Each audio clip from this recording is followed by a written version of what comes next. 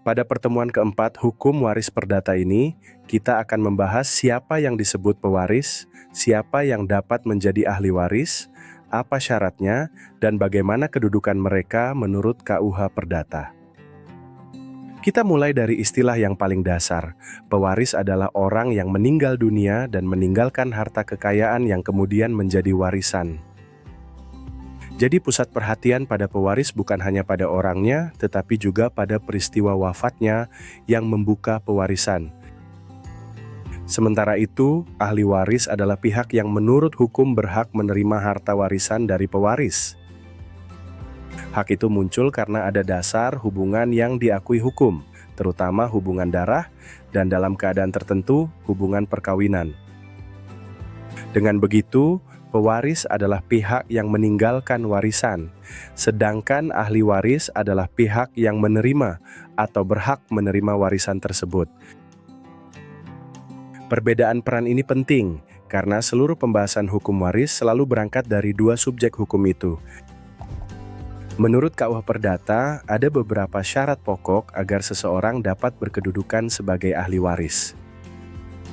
Syarat pertama, orang itu harus hidup pada saat pewaris meninggal dunia. Kalau ia sudah lebih dulu meninggal, pada prinsipnya ia tidak dapat mewaris dalam kedudukan itu. Artinya, saat meninggalnya pewaris menjadi titik penentu untuk melihat siapa yang benar-benar hadir sebagai subjek penerima warisan. Syarat kedua, harus ada hubungan yang diakui hukum, yaitu hubungan darah atau hubungan perkawinan yang sah.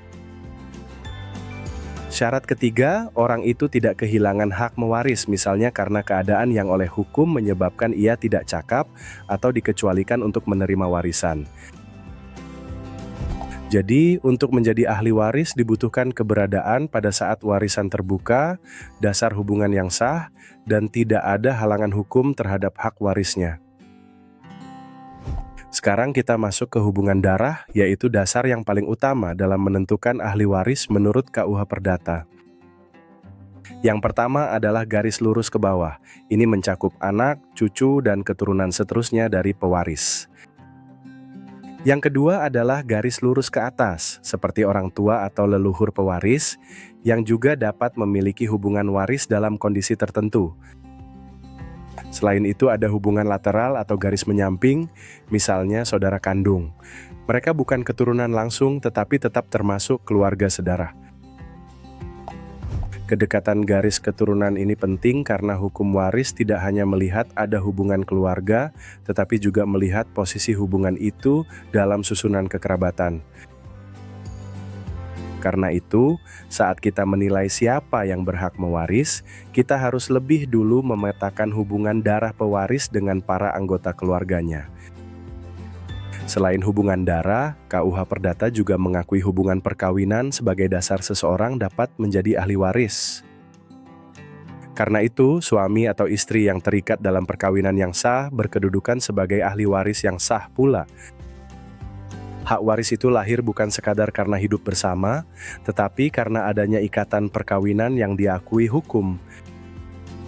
Dalam pewarisan ab intestato, kedudukan suami atau istri dilihat dalam susunan ahli waris menurut ketentuan undang-undang.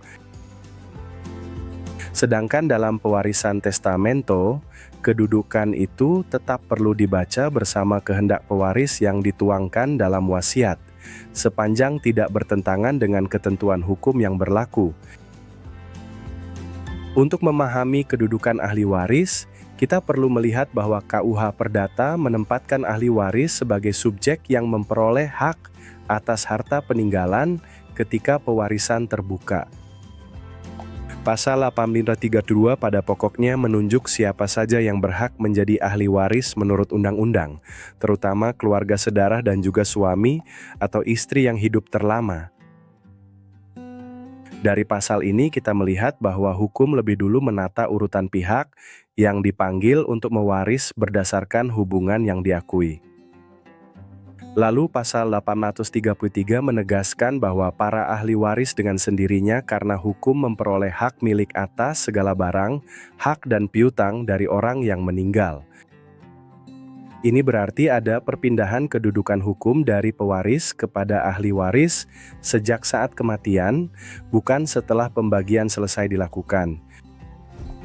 Dalam pewarisan ab intestato, dasar pembagiannya berasal dari undang-undang. Dalam pewarisan testamento, pembagiannya memperhatikan wasiat yang dibuat pewaris. Jadi, kedudukan ahli waris menurut KUH Perdata harus dibaca dari siapa yang dipanggil oleh hukum, dan kapan hak atas warisan itu mulai melekat. Sekarang kita gunakan contoh sederhana.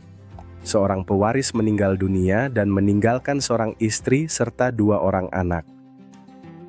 Dalam susunan ini, yang pertama kita identifikasi adalah hubungan hukum masing-masing pihak dengan pewaris.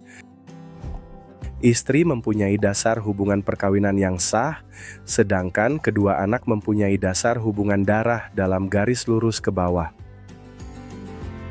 Karena itu, ahli waris dalam kasus ini adalah istri dan kedua anak tersebut. Mengenai pembagiannya, bagian masing-masing ditentukan menurut ketentuan hukum waris yang berlaku, sehingga analisis tidak berhenti pada siapa ahli warisnya, tetapi juga berlanjut pada berapa bagian hukumnya. Sekarang coba refleksikan skenario ini. Pak Budi meninggal dan meninggalkan seorang istri, 2 anak kandung, seorang adik laki-laki, serta kedua orang tuanya. Saat membaca kasus seperti ini, jangan langsung menebak. Mulailah dengan memetakan semua hubungan darah dan hubungan perkawinan yang ada. Lalu tanyakan siapa yang hidup pada saat pewarisan terbuka, karena itu menjadi syarat awal untuk dapat dipanggil sebagai ahli waris. Sesudah itu, perhatikan juga urutan dan kedudukan para pihak menurut KUH Perdata, terutama antara anak, orang tua, pasangan, dan saudara. Dari situ, Anda dapat menilai siapa ahli waris yang sah dalam skenario Pak Budi dan apa alasan hukumnya berdasarkan hubungan serta kedudukan masing-masing.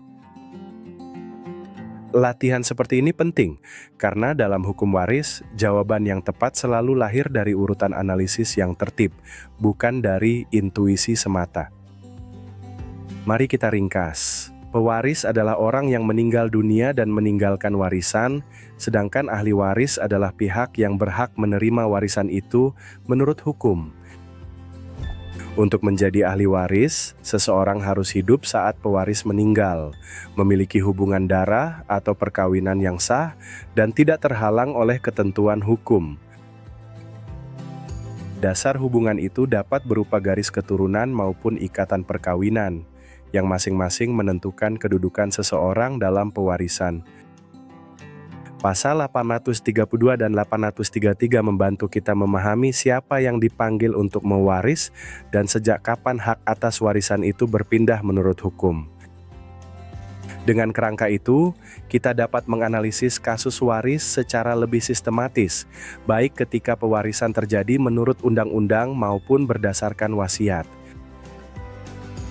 Terima kasih sudah mengikuti pembahasan pertemuan ini. Semoga kerangka tentang pewaris, ahli waris, syarat, hubungan, dan kedudukannya dalam KUH Perdata sekarang terasa lebih jelas. Selanjutnya, kita masuk ke sesi tanya-jawab agar Anda bisa menguji pemahaman dan mendalami bagian yang masih perlu diperjelas.